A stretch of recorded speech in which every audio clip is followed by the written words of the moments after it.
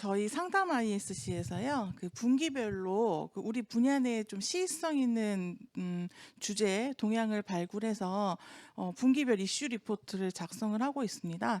네, 여러분들 아시다시피 그 전국에 240개의 그 청소년 상담복지센터가 있고 거기에 또 협의체가 있습니다. 그 협의회 차원에서 저희가 3분기에 그 이슈 리포트를 좀 그 주제를 정해서 작성을 하게 되었는데요. 청소년 사회 심리적 외상 대응체계 구축이라는 주제로 저희 한국 청소년 상담복지센터 협의회 이미원 회장께서 그때 연구 책임을 맡아주셨고요.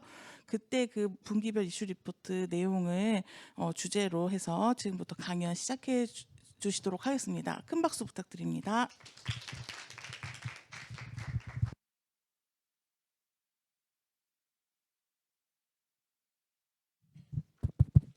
네, 반갑습니다. 한국청소년 상담복지센터 협의회 회장 이미원입니다.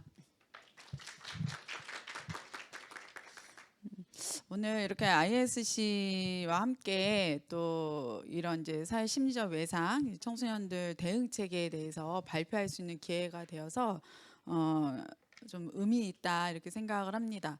오늘 또 말씀드릴 게 저희가 한 해가 아니라 사실 세월호 이후에 전국 현장에 있는 청소년 상담복지센터에서 진행해왔던 그 외상 심리에 대한 대응 체계를 가지고 좀 정리한 내용이라고 봐주시면 좋겠습니다.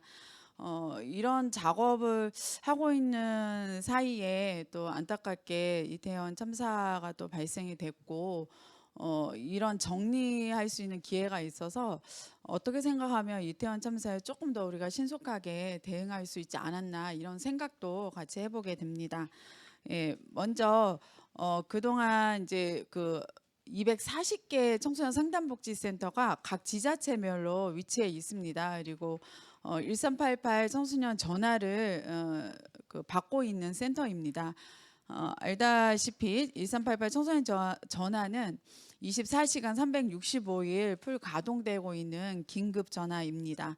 그래서 이 기간에서 저희가 어떻게 청소년들의 사회심리적 외상을 대응을 하고 있는지를 간단히 좀 소개를 시켜드리고 그리고 그 연구를 통해서 저희가 제안하고 싶은 내용들 그리고 실제 이태원 참사에 우리가 대응 체계를 운영하면서 또 느꼈던 것 또 여기에서의 개선점 이런 것들을 여러분들과 함께 공유하는 시간이 되었으면 좋겠습니다. 자, 청소년 사회심리적 외상 지원의 필요성 이 부분은 얘기를 더 안 드려도 너무나도 공유하실 것 같지만 그 앞서 두 분의 강의자들이 말씀하신 것처럼 요즘 너무 많은 재난이 우리나라에 있어 왔습니다. 특히 저희는 세월호 이후에 청소년 이 사회심리적 외상에 대해서 더욱더 많은 관심을 가지게 되었는데요.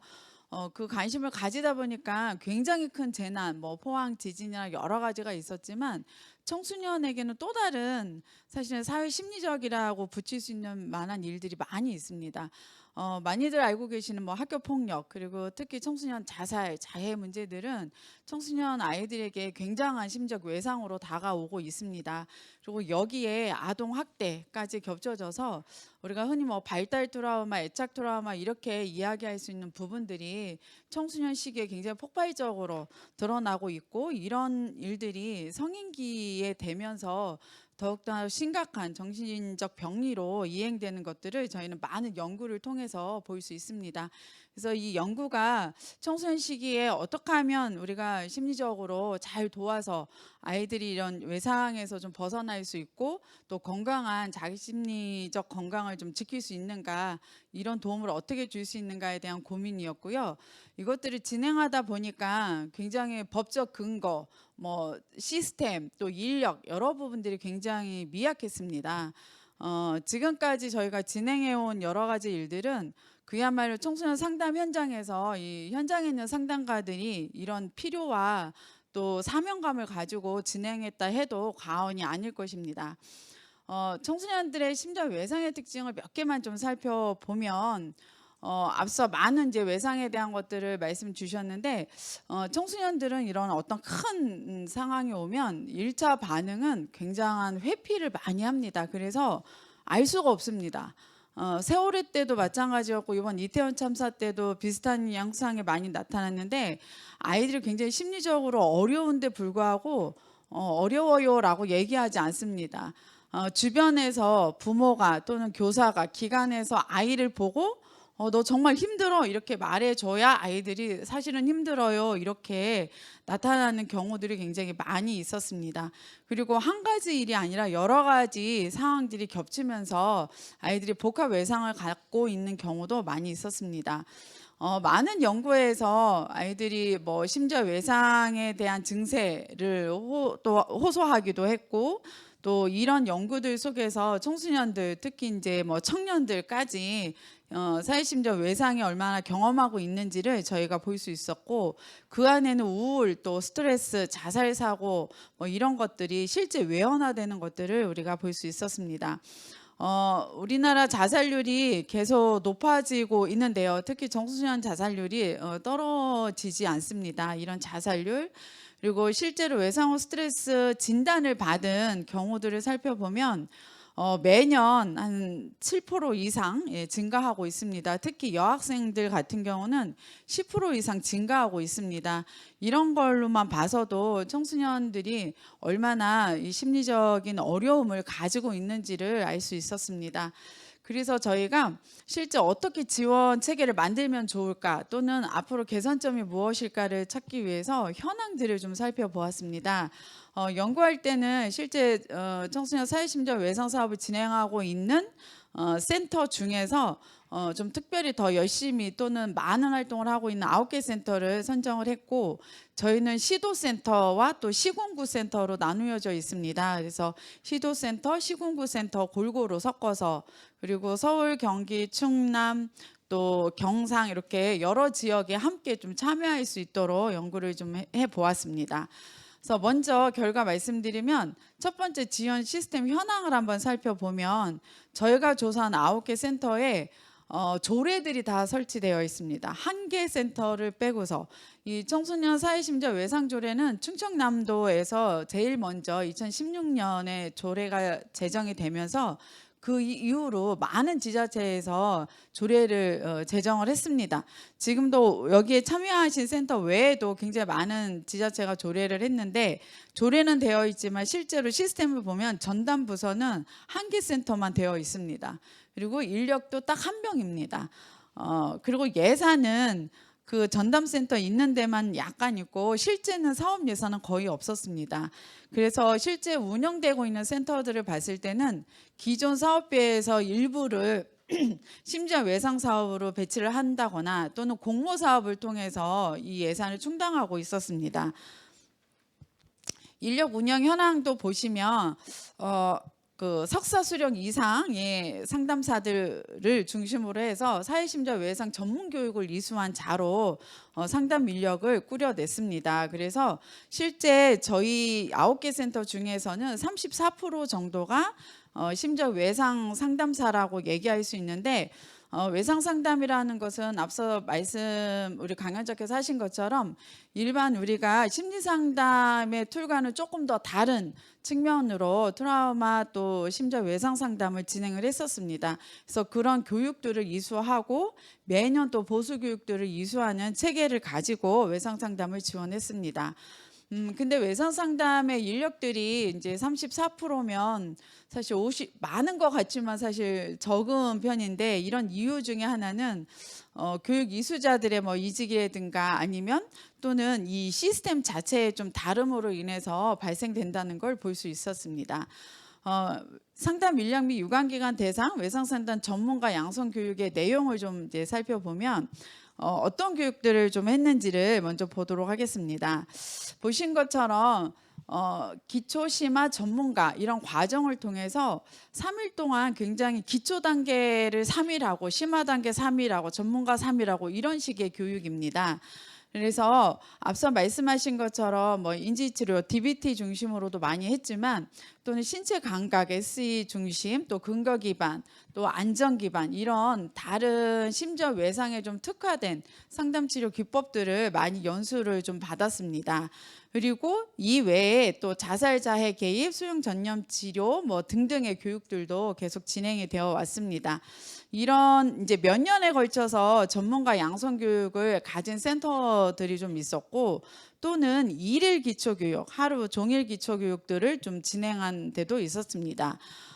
그리고 또 저희가 상담복지센터가 공공기관이기 때문에 좀 더 특색이 있었던 건 긴급 대응 전문 인력 또는 사회심리적 예방 프로그램 매뉴얼 이런 것들이 이제 만들어지게 되는데, 실제로 지역에서 나타나면 바로 개입할 수 있는 이런 체계에 대한 전문 인력 양성 교육들이 많이 있어 왔고, 저희가 이렇게 심리적 외상 전문가 교육을 쭉 하다 보니까 한 18년 정도부터는 우리 청소년들한테 예를 들면 자살이나 또는 학대나 또 성폭행 경험이나 이런 것들에 대해서 아이들이 심리적 외상을 겪는 거에 대해서도 집중적으로 좀 지원해야 되겠다는 고민들이 많았습니다. 그래서 예방 프로그램이라고 해서 매뉴얼 교육을 했는데, 예방 프로그램이 좀 낯서시죠. 근데 실제로 예방 프로그램은 아이들에게 하는 트라우마 또는 심지어 외상에 대한 심리 교육입니다. 그래서 앞서 말씀해 주신 것처럼 아이들이 재난 내지는 심지어 외상을 경험하고 나면 갑자기 나한테 일어나는 여러 가지 신체 반응과 심리적 반응에 대해서 정상화를 시켜주고, 이게 너무나 당연하다, 이런 교육들을 앞서 미리 좀 하자 해서 이 교육들을 좀 많이 진행하고 있는 상황입니다. 그리고 나서 이제 2시간 또는 2시간 정도의 이제 사회적 인식 교육들을 많이 진행하게 되었는데, 뭐 부모나 일반 시민 또는 여러 유관 기관들에게 이 사회심리적 외상이 어떤 것이고 어떤 증상들이 일어날 수 있는지를 저희가 대단히 교육들을 좀 많이 진행했었습니다. 상담인력 유관기관 대상 외상상담 전문가 양성교육 운영을 했는데, 여기서 이제 유관기관이란 말이 자꾸 나오지요. 그래서 상담복지센터가 이런 전문가 교육을 할 때는 상담복지센터 종사자 외에 뭐 위센터라든가 정신건강복지센터라든가 또는 이제 일반 개인 상담자라든가 이렇게 해서 유관기관의 인력풀들을 함께 교육해서 실제 인력풀을 그렇게 만들고 있습니다. 그래서 이런 교육들을 제일 많은 비중이 이제 일일 교육이었고요. 그다음에 아까 말씀드린 3일씩 하는 그런 전문가 교육들을 계속적으로 운영하였습니다. 외상 지원 운영 프로그램으로서는 저희가 긴급 대응 유가족 상담, 뭐 특별 상담실 운영, 심리적 회복 지원 집단 운영, 심지어 외상 예방 교육 등으로 분류할 수 있는데, 제일 많은 게 긴급 대응입니다.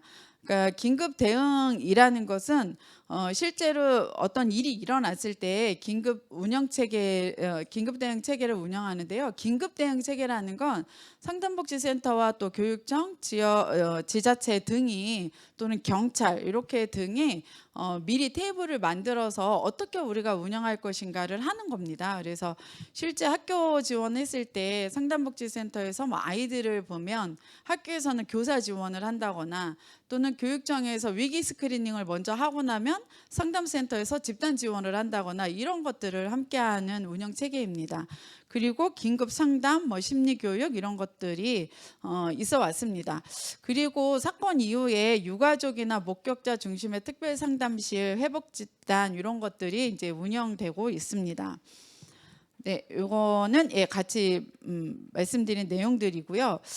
특히 저희가 심리적 외상 회복 집단 상담 같은 경우는 아이들이 특히 이제 자살 사건이 되면 그것을 경험했던 그 반에 들어가서 이제 집단 상담들을 많이 운영을 하고 있고, 이번에 이태원 참사 때에도 실제 사망한 학교의 반에 긴급하게 들어가서 아이들 집단 심리 교육 또 집단 상담 이런 것들을 굉장히 많이 운영을 하고 있습니다. 그리고 예방 교육이 아까 말씀드린 것처럼 심리적 안정화 교육을 중심으로 해서 미리 청소년들 그다음에 교사 부모들에게 예방 교육들을 운영하고 있습니다. 그 다음이 이제 상담 인력의 소진 예방 부분이었습니다. 많이들 이제 공감하실 텐데요. 이제 이렇게 개입하고 나면 상담자들의 소진 예방이 그냥 이렇게 소진 예방 네 글자로 표현하기에 굉장히 부족할 만큼 많이 옵니다. 그래서 실제 대리외상, 간접외상뿐이 아니라 대리외상을 많이 경험하고 있고, 이런 것들이 실제로 운영되고 있지 못하는 걸 많이 볼 수 있는데요. 소진 예방 프로그램을 운영하고 있는 센터는 9개 센터 중 이제 단 3개뿐이었고요. 실제로 어떤 내용을 하고 있는가 했을 때 개인 상담 비용, 뭐 사례 슈퍼비전, 또 소진 예방 비용, 뭐 특별 휴가 이런 것들인데 실제 개인 상담 비용이나 슈퍼비전 이런 것들은 공모 사업을 받았던 센터가 유일했습니다. 그래서 공모 사업에서 예산을 확보했기 때문에 할 수 있었고요. 나머지 센터들은 실제로 하고 있는 센터들이 거의 없었고 해줄 수 있는 건 센터장 재량의 특별휴가 하루 이렇게 주는 것 정도. 그래서 굉장히 소진 예방이 우리가 전문가임에도 불구하고 굉장히 취약한 부분이다 이런 느낌이 있었습니다. 네, 이런 이제 기본 연구 자료를 가지고 저희가 포커스 그룹 회의를 했는데 여기서 나온 몇 가지를 좀 소개시켜 드리도록 하겠습니다. 첫 번째가 청소년 사회심理외상에 대한 인식 부족이다라는 거를 말씀드리겠습니다. 앞서서 저희가 부모 교육, 대시민 교육을 많이 하고 있는데 이건 역시 이런 인식 부족 때문에 필요성을 느낀 것들이라고 생각하시면 되겠습니다. 특히 청소년 관련 일이 일어나면 제일 많이 협조할 때가 교육청이겠지요. 근데 교육청과 학교인데 여러 가지 상황에 의해서 잘 공유가 되지 않습니다. 그래서 그런 부분에 대해서 여러 가지 뭐 개인정보도 있고 많이 있겠지만 조금 더 청소년들 중심으로 고민해야 될 텐데 좀 그런 부분들이 잘 되지 않고 있고 시간이 지나면 괜찮아질 거야 라는 생각을 정말 많이 하고 계십니다. 그래서 이 일이 더 드러나지 않게 조용히 묻어지기를 굉장히 바라시는데요. 저희가 현장에서 많이 경험합니다. 묻었다가 비슷한 사건이 그 학교에 꼭 매번 일어나기 마련입니다. 왜냐하면 대응을 그만큼 하지 못했기 때문이거든요. 그래서 그런 일들이 빈번하게 일어나는데 이런 개입을 더 적극적으로 할 수 있도록 인식 개선이 좀 필요하다 이렇게 좀 느꼈습니다. 두 번째가 인력 운영의 적절성 문제인데요. 실제로 외상상담 전문가는 저희가 상담복지센터 인력은 다 상담심리 전문가 트레이닝을 받은 사람들이 들어옵니다. 그래서 보통은 이제 석사 수료이고요. 간혹 이제 학사 출신이지만 실제 현장 경험을 한 사람들이 지원해서 들어올 수 있는 기관입니다.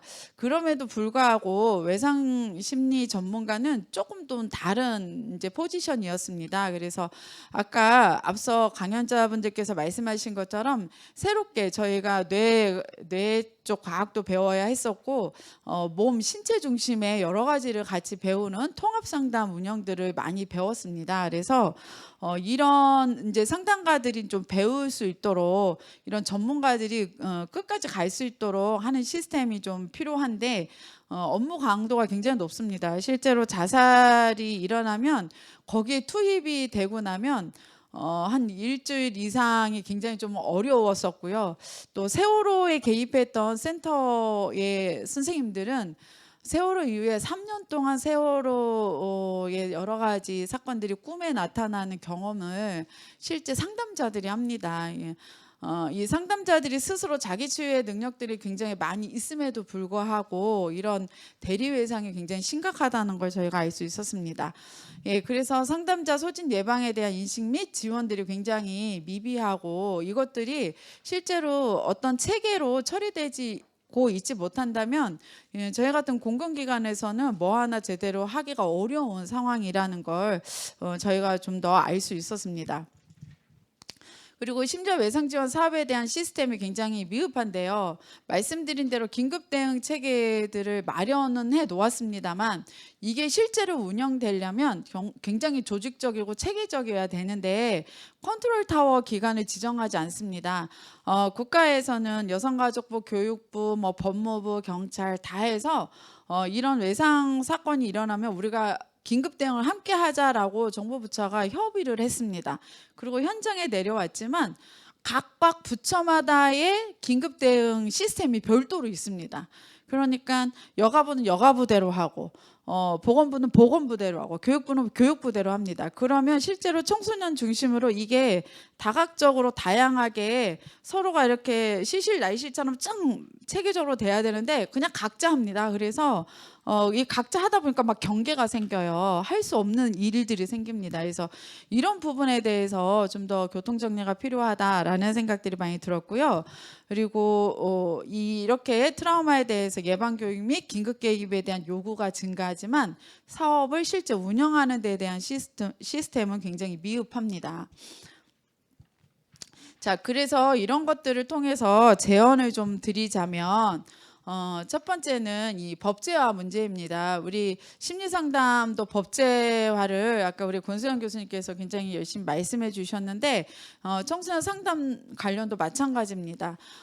이 청소년 사회심리적 외상 실태에 맞게 국가 차원에서 보다 체계적이고 포괄적인 청소년 상담 정책이 나타나야 된다라고 생각합니다. 지금 현재 저희는 청소년 복지지원법에 근거해서 상담복지센터가 운영되고 있고 그 안에서 개인 상담, 부모 상담, 집단 상담을 하게끔 법에 명시되어 있습니다.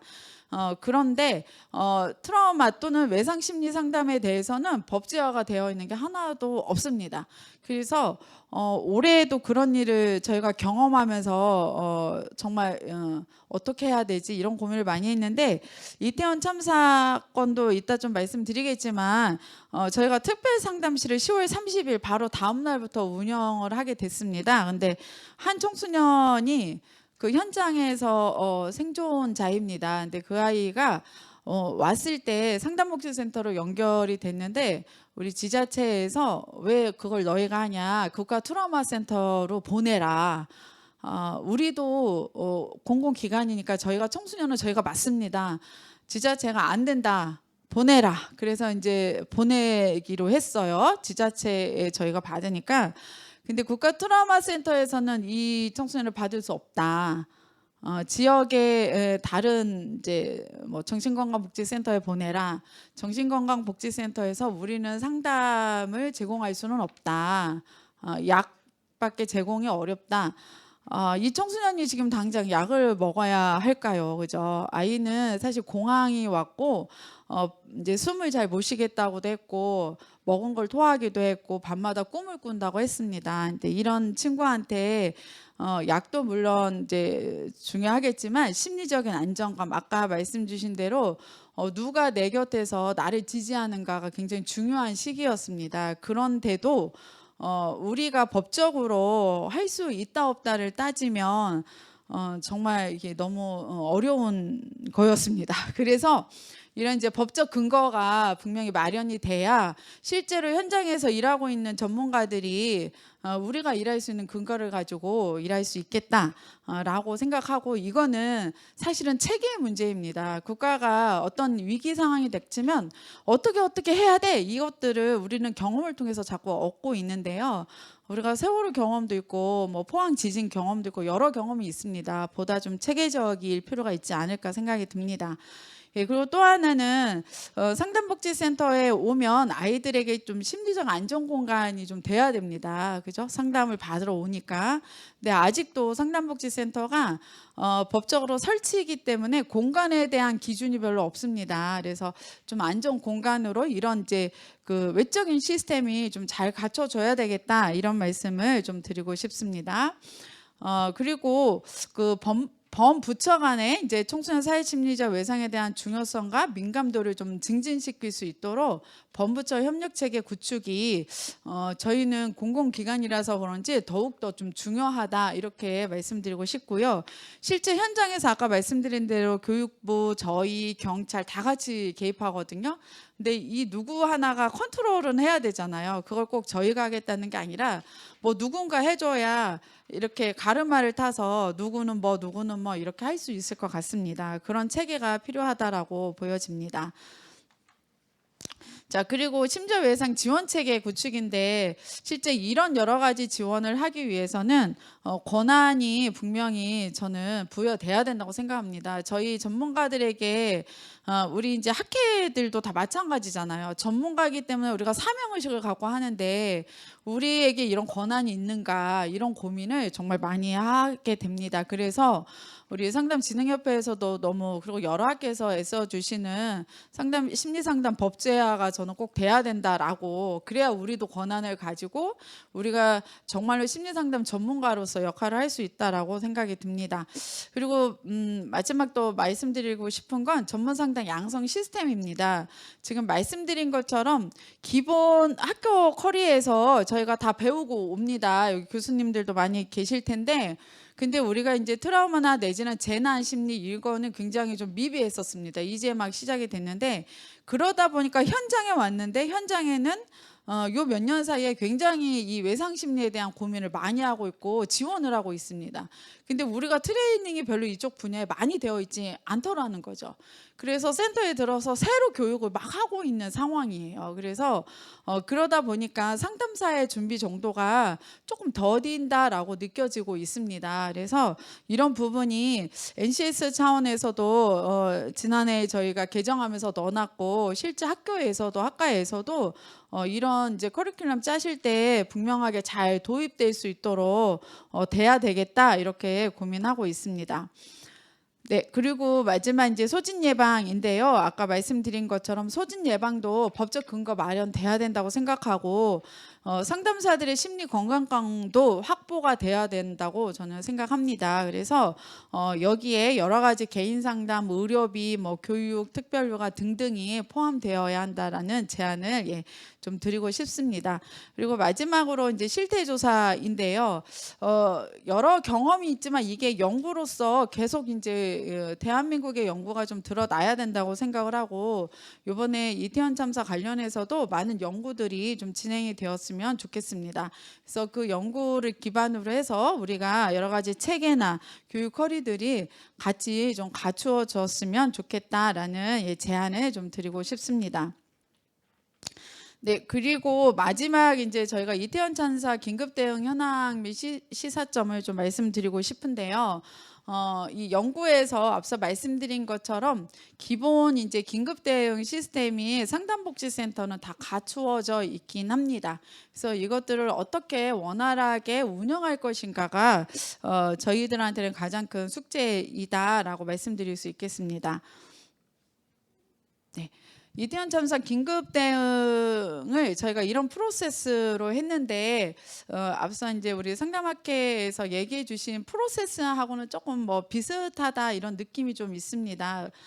그래도 굉장히 좀 저희가 전국 조직이 이미 있기 때문에 좀 발빠르게 움직였던 것 같습니다.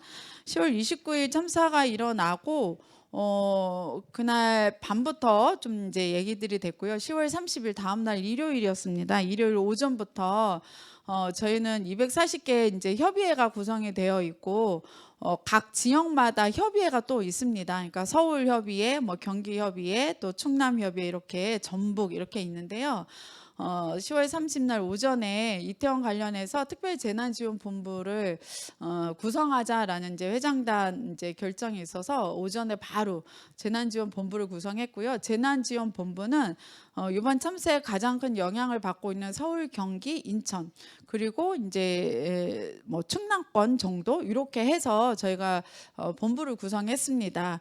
아마도 이태원에 좀 근접할 수 있는 지역을 중심으로 본부를 구성했고 이제 협의회가 별도 사무실이 있거나 그렇지는 않습니다. 그래서 종합 상담실이 좀 필요하겠다 생각을 해서 서울 상담복지센터에 이제 종합 상담실을 두기로 결정을 했고 그날부터 바로 1388 특별 상담실 이태원 관련한 특별 상담실을 전국 240개가 운영하자라고 결정을 했습니다. 그리고 저희는 365일 24시간 1388 전화를 받고 있기 때문에 주말에는 17개 시도센터에서 이 전화를 받고 수신하고 있습니다. 그래서 아주 긴급하게 그날 특별 상담실 운영을 알리고 또 우리 1388 전화 상담 받으시는 전화 전문 상담원들께 이 내용을 공지하고 어떻게 응대할 것인가 이런 것들을 이제 공지하는 게 굉장히 급선무였습니다. 그래서 그렇게 운영을 좀 했고요.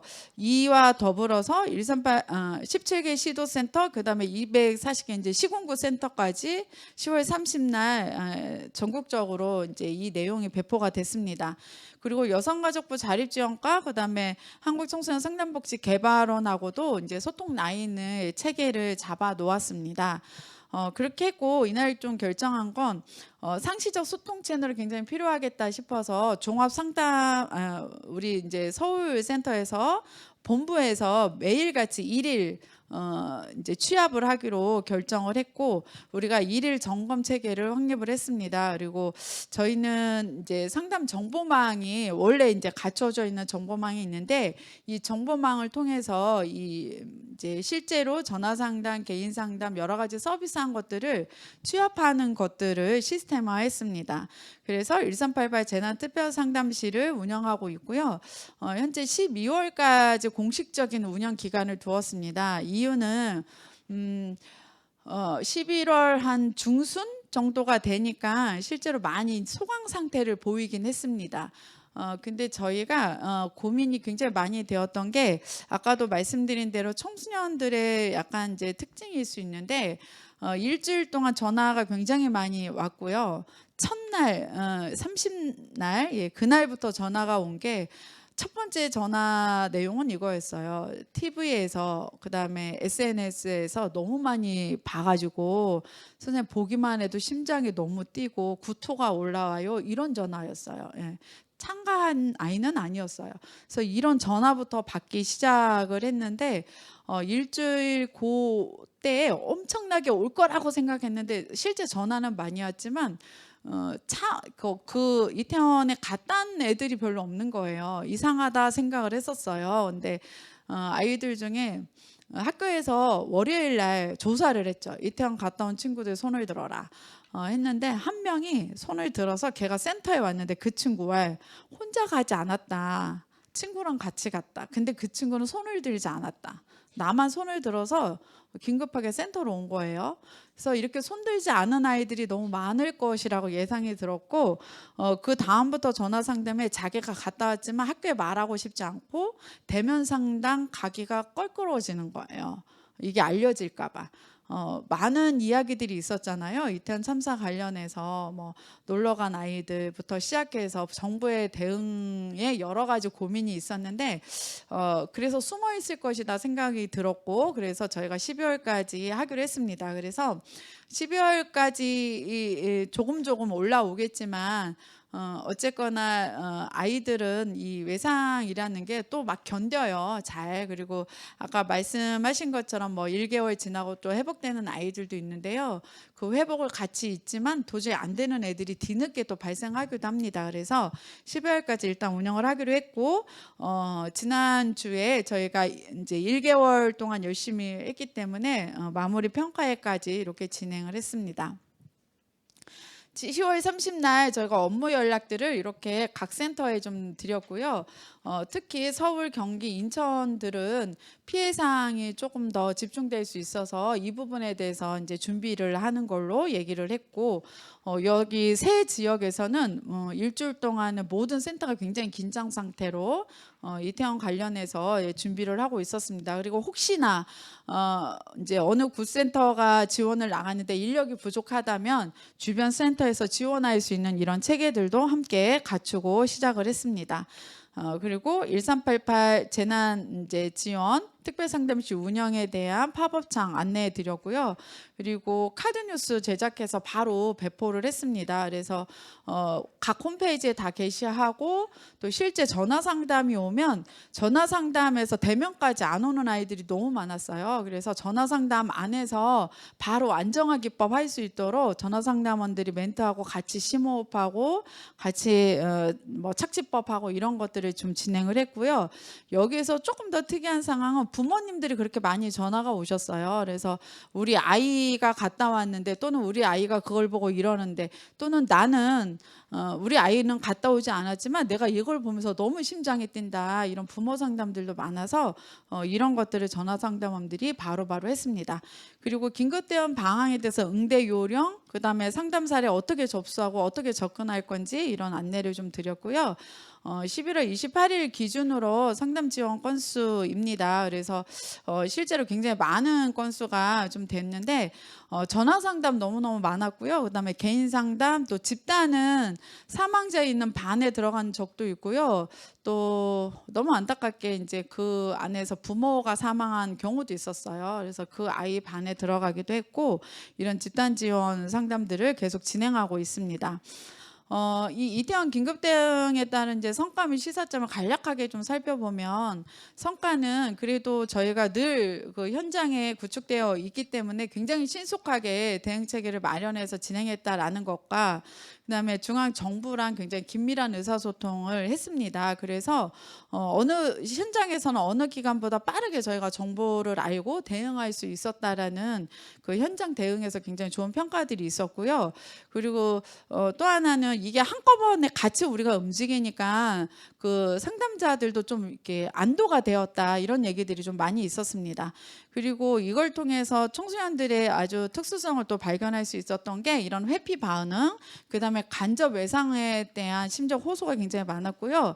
그리고 청소년 부모의 간접 외상이 굉장히 심각했어요. 그래서 아이보다 부모가 더 죄책감을 느낀 경우도 있었습니다. 우리 아이는 살아왔는데 라는 죄책감이 굉장히 심해서 그러면 해당 청소년은 어떻게 했는가 이런 고민을 좀 많이 하게 되었습니다. 시사점을 좀 말씀드리면 그 종사자들의 현장 경험이 굉장히 중요하다는 걸 저희가 느꼈는데 앞서 여러 교육들을 많이 하고 저희가 준비를 해놨는데도 불구하고 현장에 가려니까 너무나도 긴장되고 이 프로세스를 어떻게 해야 되지? 이런 고민들이 많았습니다. 그래서 이런 경험이 굉장히 중요했고 실제 긴급 대응 매뉴얼을 좀 더 촘촘하게 만들어야겠다라는 생각들을 저희가 많이 하게 되었습니다. 그리고 외상 경험은 심리적 대응 과정의 매뉴얼 필요 이것들을 얘기를 했고요. 또 하나는 상담자 지원 그룹의 필요성이 엄청 대두가 됐어요. 오늘 이런 전화를 받고 오늘 투입하는데 어떻게 가면 좋겠는가 이런 때 누군가가 컨설팅하는 게 굉장히 중요하다. 그래서 저희 전국 협의회 내에서 이런 컨설팅 단을 좀 만들어야겠다라는 좀 과제도 이번 기회에 또 얻게 되었습니다. 그리고 또 하나는 상담자 대리외상에 대한 치유 및 지원이 너무나도 중요한 일이구나라는 걸 저희가 다시 한번 좀 느끼게 됐고요. 예.